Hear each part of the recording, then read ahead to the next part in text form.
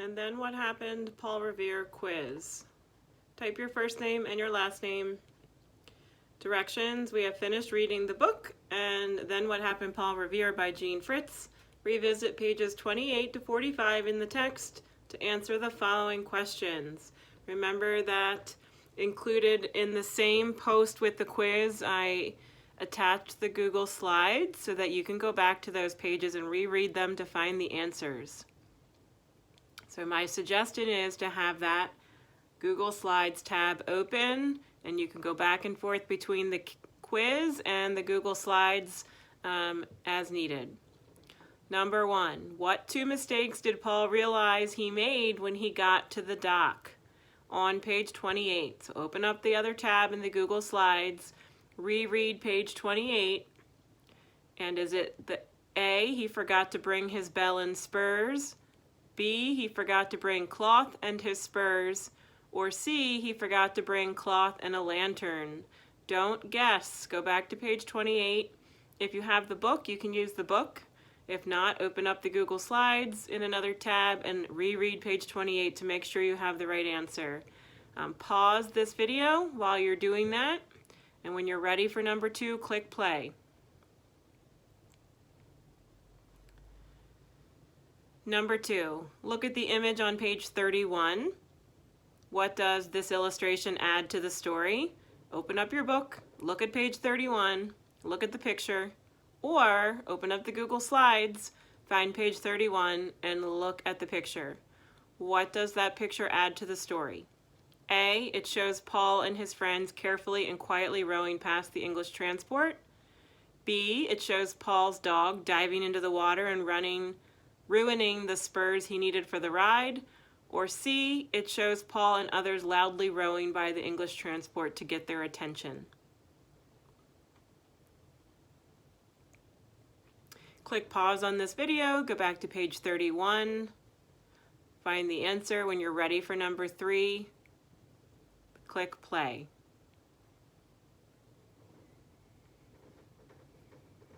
Number 3, what is the meaning of the word advised as it is used in paragraph 2 on page 33? Open up your book to page 33, or go to your tab and open up the Google Slides, find page 33. It's also in this square. At Lexington, he woke up John Hancock and Samuel Adams and advised them to leave town. He had a quick bite to eat, and then in the company of 2 other riders, he continued to Concord, warning farmers along the way. What does the word advised mean? A, to push off of a horse. B, to pull into a storage room. C, to make a suggestion. Click pause if you need more time, and click play when you're ready for number 4.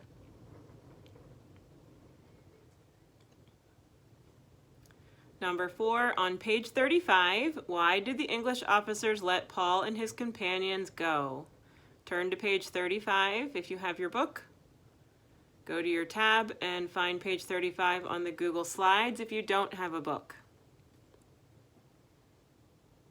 Again, why did the English officers let Paul and his companions go? Is it A, Paul Revere and his friends said they would attack the officers if they kept them?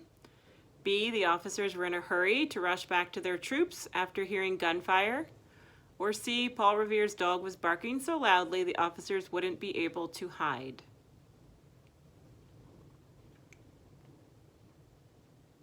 Go back to page 35 and double check your answer. Don't just guess.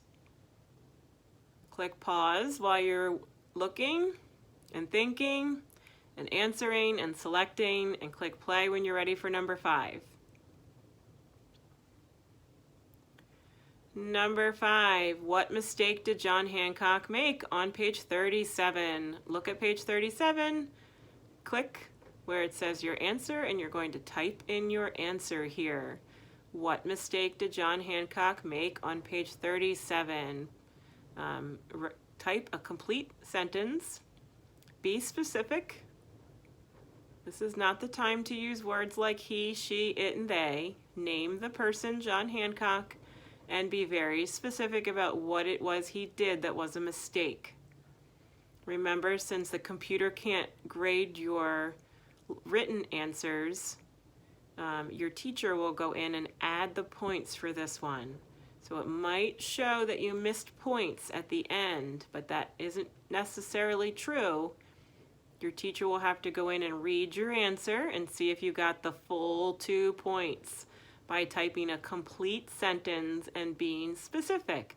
Remember, this is a reading quiz. You're trying to prove how well you read the story. So show what you know and use details from the text to prove that you understood this part on page 37. Number 6, revisit page 37. So stay on that page. At the bottom of the page, like on other pages, Jean Fritz asks a question.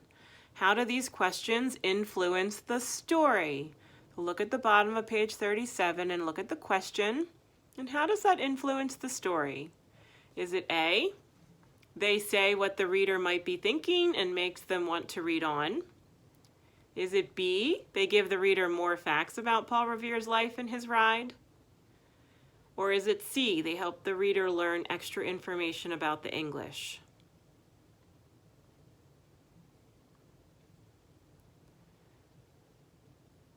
Number 7, look at the images on pages 39 and 40. Select the reason that best explains why both illustrations are included. So turn over to pages 39 and 40 or find it in your Google Slides. Look at the illustrations, the images on pages 39 and 40, and select the reason that best explain why they were included in this story.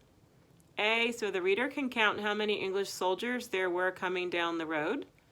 So the reader can see the action before the first battle and the action during the first battle.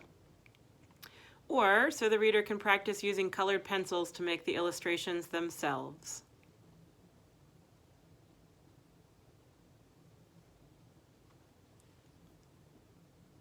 Number 8, why were the battles at Lexington and Concord important?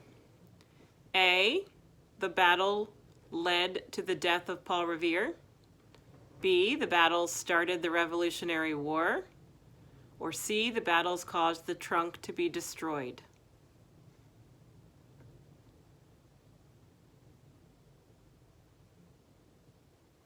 Number 9, after the war, 48-year-old Paul Revere found many things to keep himself occupied. Occupied means busy.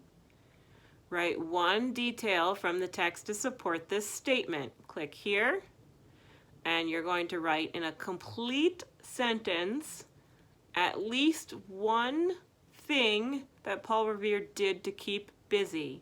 Be specific. Don't use he, use his name, Paul. And don't say he kept busy doing lots of stuff. Don't use the word stuff. Be more specific and name one of those things that he did. It might be helpful to name 2 or 3. That way, if you get one wrong, you have more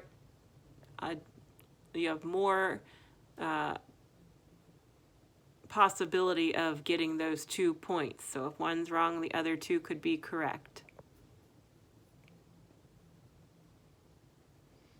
Pause the video while giving yourself time to answer number 9 and click play when you're ready for number 10. This is worth 2 points, so make sure you give a complete thought. And again, typing more than one thing Paul did to keep busy is a good idea. Greater chance of getting your full points if you type more than one. That way it doesn't matter if one is wrong. Number 10, according to this book, who enjoyed listening to Paul Revere tell his story the most? Page 45. So look at page 45 and who is enjoying that story? Is it A, his friends, B, English soldiers, or C, his great-grandchildren?